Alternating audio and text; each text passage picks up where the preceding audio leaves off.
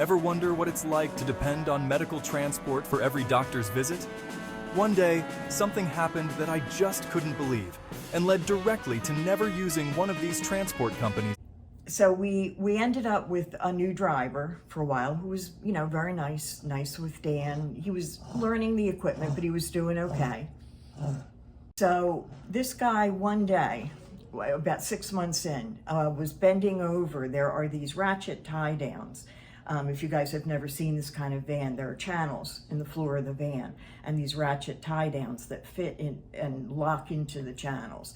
So he was bending over, fitting the ratchets to Dan's chair, putting them actually on the chair.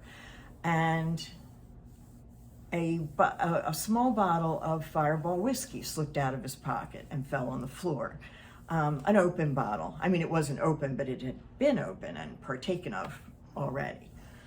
I am rarely speechless. I was absolutely speechless. I looked and caught the eye of Dan's aide who was there at the time just to make sure I wasn't hallucinating this whole thing. So this thing happened.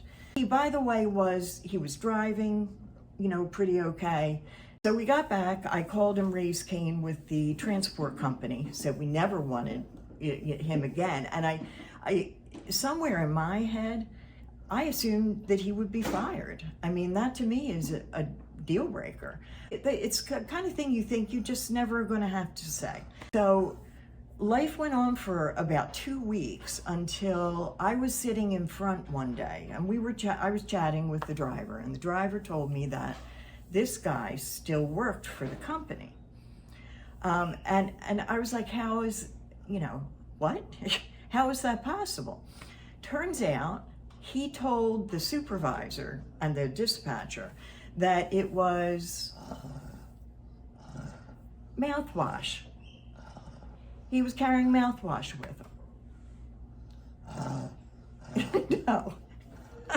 So they kept him. I couldn't believe this.